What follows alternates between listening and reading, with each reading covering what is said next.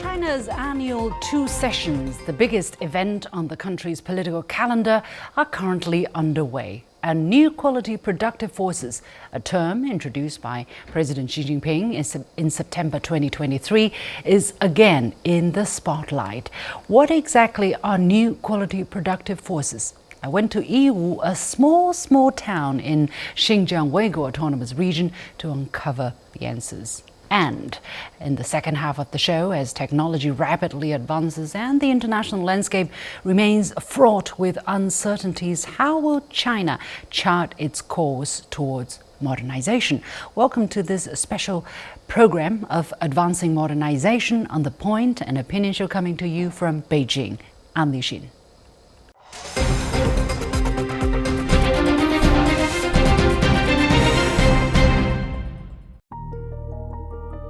A mini sun in the middle of the Gobi Desert in eastern Xinjiang. You may be wondering what this huge blinding tower is that's surrounded by tens of thousands of gigantic mirrors that turn with the sun. What is it? Why is it here? And who are the people behind it?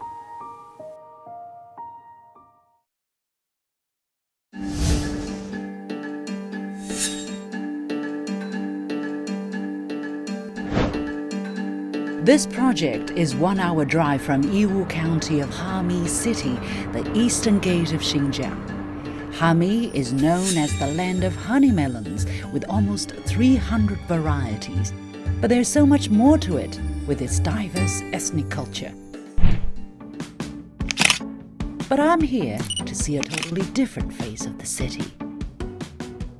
这里是中国能建哈密塔式50兆瓦光热发电项目。光热发电属于新能源发电的一种，它是区别于光伏和风能的，它是另外一种全新的。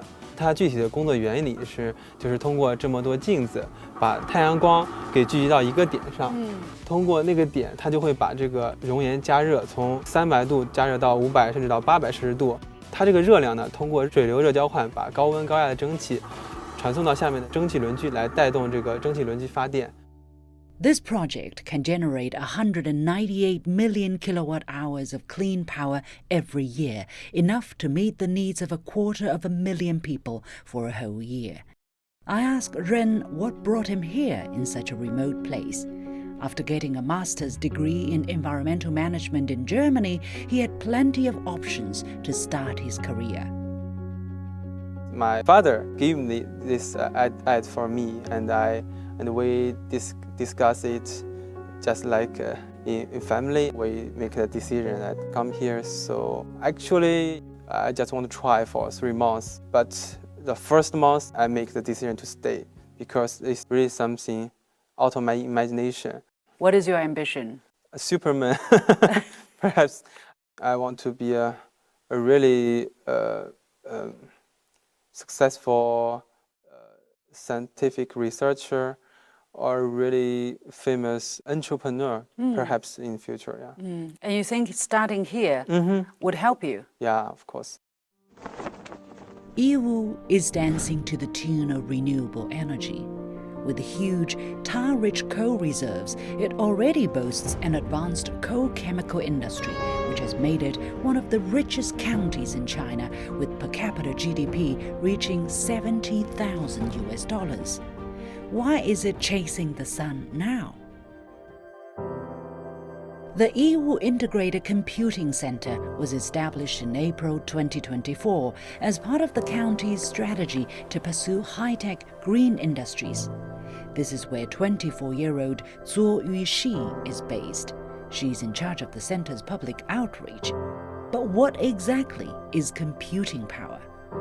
算力就是计算能力，它就是包括我们从古代的结绳记事到算盘、手机，然后电脑，这些其实都是算力。Computing is energy hungry. This is where the solar thermal plant comes into play. 义乌最大的优势就是电力优势，在我们这边的话，最低是可以做到2毛1度的电价，对，而且都是绿电。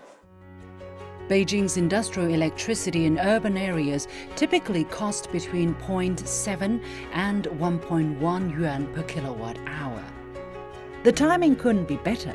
In 2022, China rolled out a project called East Data, West Computing. Data from the East would be sent westward to be processed, computed, and stored. For Zuo Yuxi, an ethnic Mongol from Hami, this job opportunity couldn't be better. 我一开始也是很不想留在新疆，就很想出去闯一闯。但就是在外面待了几年之后，首先在大城市是比较孤独，感觉心里会比较压抑，然后离家太远了，因为对，那当时It's getting emotional now. 那回到这儿来，对你意味着什么？我回来就是能更好的陪伴家人，然后这里也有更多的朋友，还有就是可以为家乡的发展做一点小小的贡献。Now she is in charge of the center's social media exposure. Her passion and creativity have broadened the appeal of the institute and the town among young people. I somewhat envy Zuo Yuxi. She is able to pursue her passion in her hometown. As someone who left home as a teenager to see the big wide world, I can relate to her.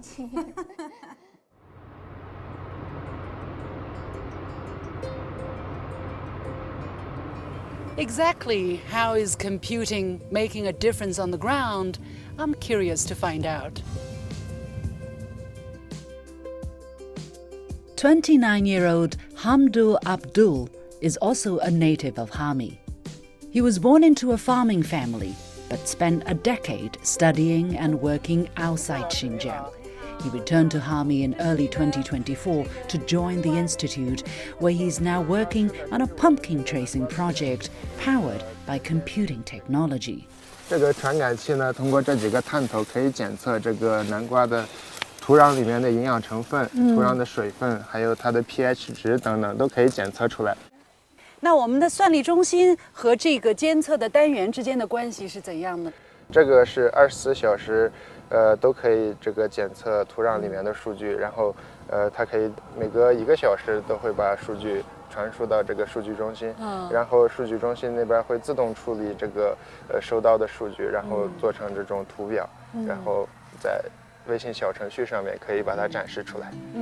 That means each and every pumpkin can be traced. And using blockchain technology, the data is secure. Yiwu plans to attract 30 to 50 innovative enterprises over the next 2 to 3 years, aiming to recruit 6,000 young talents like Abdul. After a long day's work, the 3 colleagues gather in one of their favorite spots to enjoy grilled food.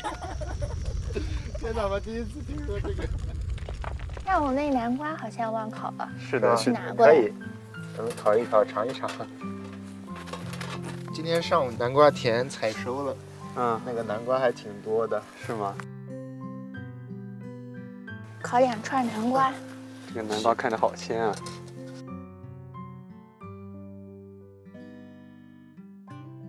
How can I not join and taste the computing-powered pumpkin?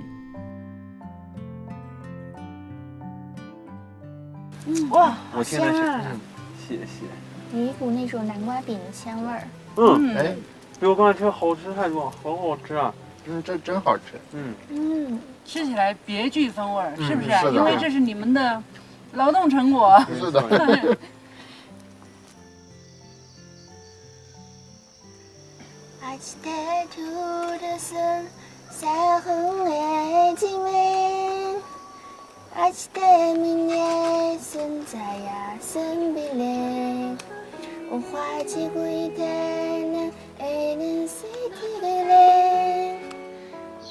As I listened to Zuo Yuxi's soft voice and savored the peace and quiet, I almost forgot I was in a place that's still stirring so much controversy abroad.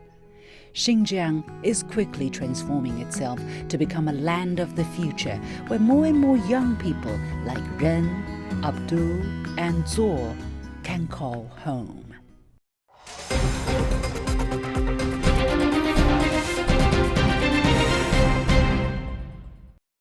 We just watched an episode that demonstrated the computing power at the Yiwu Integrated Computing Center in Hami City, known as the East Gate of Xinjiang. The story is just a snapshot of China's development of new quality productive forces. Since the term was introduced in the government work report for the first time last year, what has China done and achieved? What are the priorities in developing such forces this year? To better understand the role of new quality productive forces, I'm pleased to be joined from Guangzhou in southern China by Fabienne Pacoury, Executive Vice President of the French Chamber of Commerce and Industry in China, and from Beijing by Liu Chengfang, Boya Chair Professor at Peking University. Welcome to The Point. So first of all, let's start by talking about the Yiwu Integrated Computing Center in Hami as an example of China's new quality productive forces. Fabienne, let me go to you first. What's your understanding of the term and how does it differ from the traditional concept of productive forces?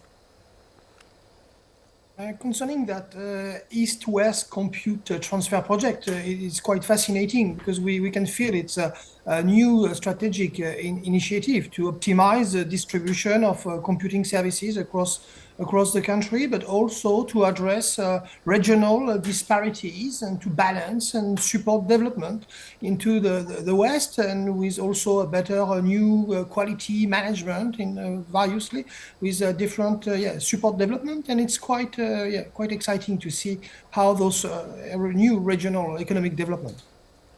Professor Liu, from your understanding, what are the key components required to develop new quality productive forces, and what's the idea behind coining a new term to describe this kind of productive forces? Are they something completely new, or they just put a special emphasis so that people pay more attention to it? Thank you very much, Ms. Liu, for having me. Actually, I should say I really enjoy watching the video a lot. Thank you very much. Thank very you. Impressive. So I think those people, especially the young, talented, and highly motivated, I think that's one of the key components of new quality productive forces. And in addition to that, from the example that you showed in the video, in addition to more educated workers or labor force with better human capital, I think other key components of new quality productive forces would include other production factors like the land with better quality and better education and better technology. So as well as the methods that they used to produce high quality products. When I say products, I mean not only goods, but also services. So I think these are the core components or factors of this new quality productive force. And a key indicator would be the increase in the total factor productivity. But let me ask you this, when we say new quality productive forces, do we mean that this is higher quality productive forces, or do we need these new categories of productive forces, that these productive forces were not in existence before? Professor Liu, I'm staying with you because this is a rather tricky question. Yeah. Okay, that's a good question, very important. I think compared to the traditional productive forces, there are some important elements. When we say new quality productive forces, we are not completely neglecting the older ones. Thanks to the new productive forces, thanks to the new technology, especially the blockchain and the cloud computing, those kind of things, and with the precision or smart agriculture, they can help improve not only the quality, but also the food safety. So I think the traditional productive force probably they depend on increase the inputs on the extensive margin, but with the new quality productive forces, there's a improvement, not only in terms of the labor force as we saw in the video, but also the technology and the ways they organize the production. Fabian, what is your understanding of the two words new and quality? Because it can mean completely new forces that emerged, right, with technological advancement, or higher quality productive forces that are already there. What's your understanding? Oh, it refers to the advanced economy now, to the highest quality of efficient productive forces. It's driven by technological innovation. You know, it's about digital transformation. It's also about the future industries and linked to also this sustainable development. So yes, it's about science and technology, and it's about the highest quality of development that China is achieving now those days in life sciences and biotech and AI. So it's pretty impressive. Yeah? Is this a term that you can find to help Western audiences in France, in Europe, for instance, help them understand? Is there a comparison you can make, the nearest possible term you can find for the moment, so that they understand what we're talking about when we talk about new quality productive forces? I think they understand when we talk about high-end manufacturing and advanced industries and the future industries, yes, because they know it's about the latest technologies into innovation. When we talk about strategic innovation clusters, for example, they understand, yes, that it's very new, and that China is completing new phase into its modernization.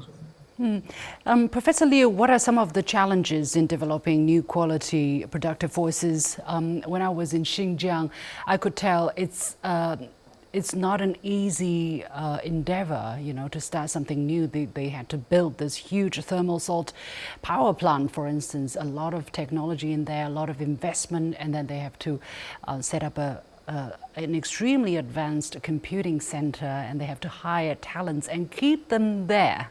Right, they have to attract young talents from all over Xinjiang and all over China to work in that small town.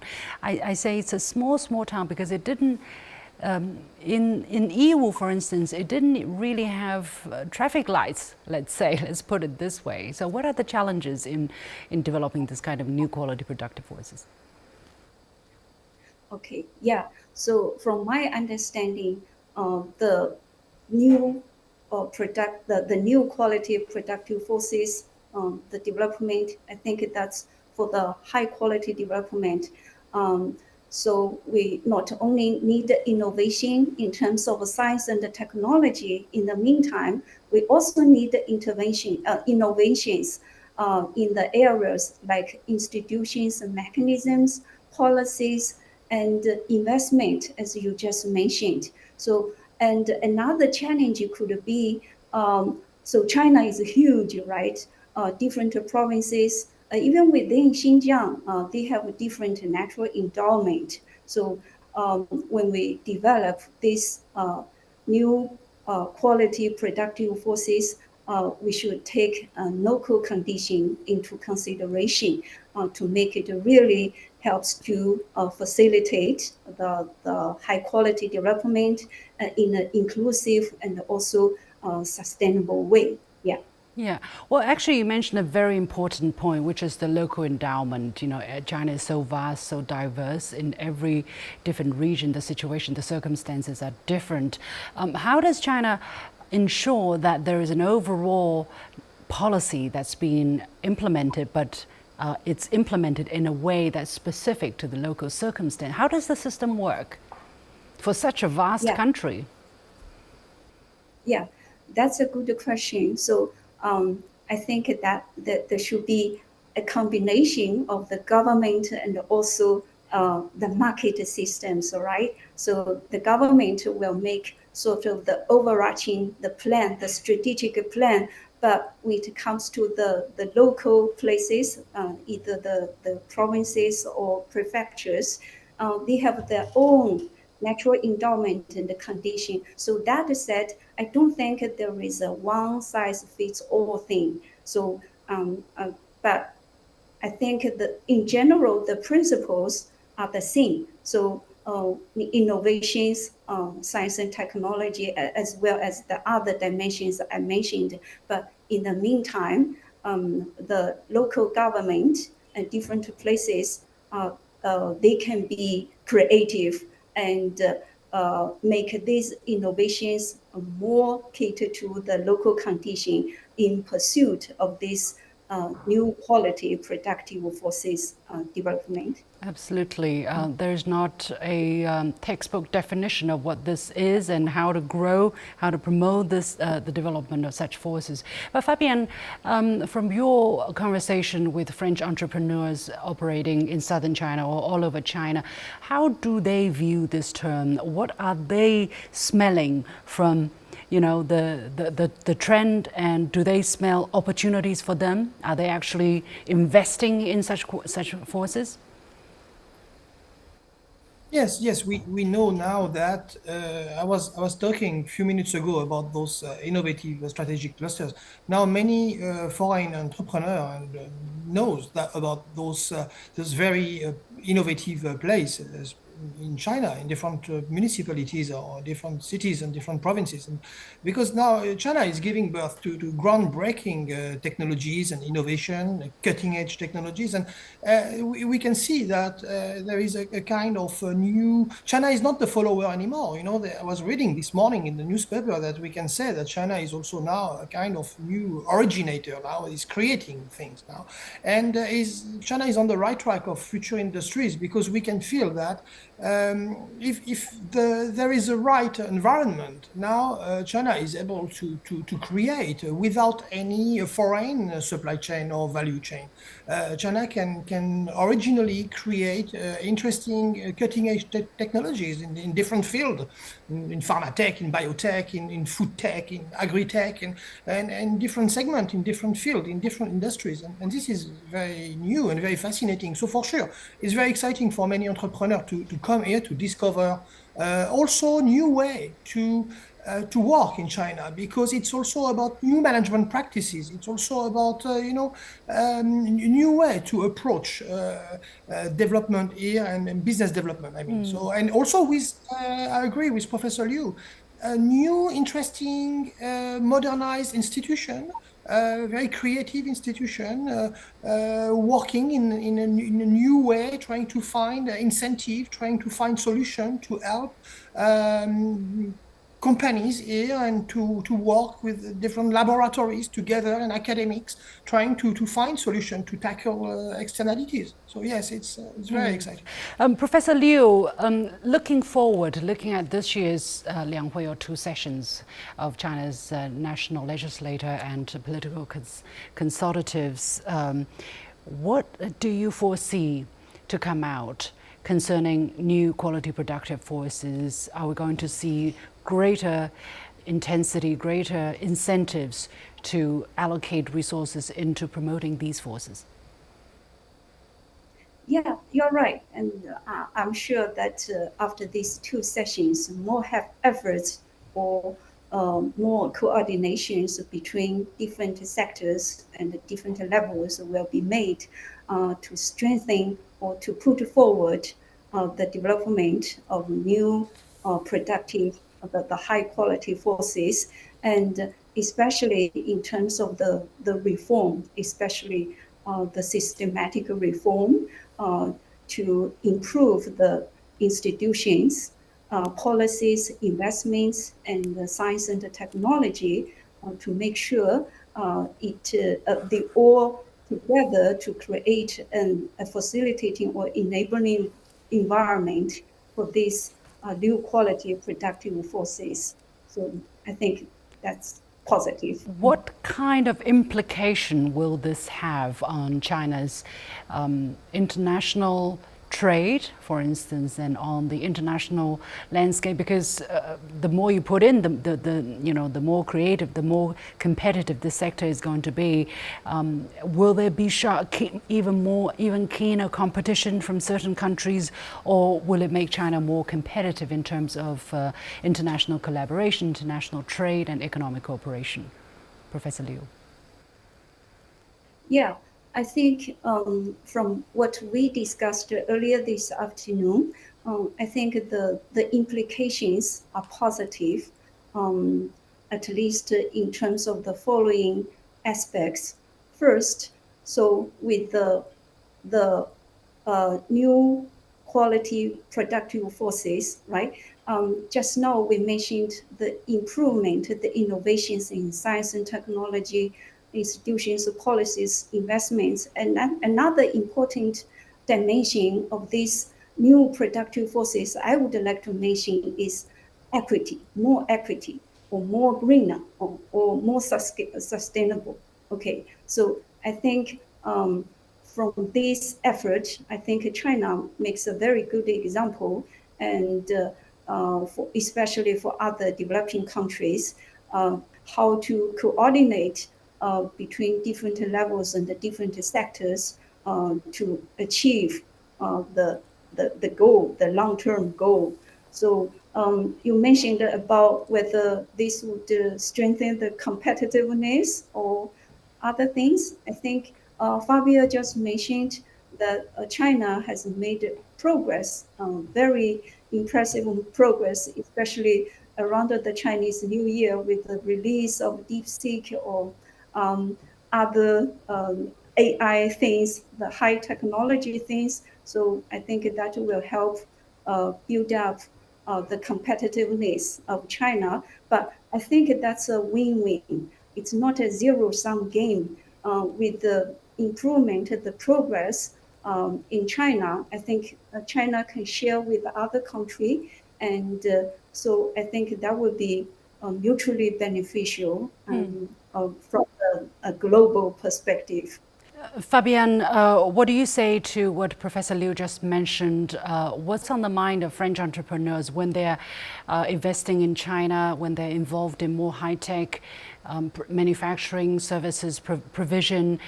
What's the implication for the French economy, for the French consumers, or for the French investment and domestic growth? Things looking pretty sluggish, right, in Europe at this moment. It's very important because we understand that there's new shift in the global economy with new global dynamics, and we can feel that now China is developing also new economic pattern and a new development pattern, and it's very interesting. Why? Because you can see China is also leveraging regional strength and fostering innovation ecosystems.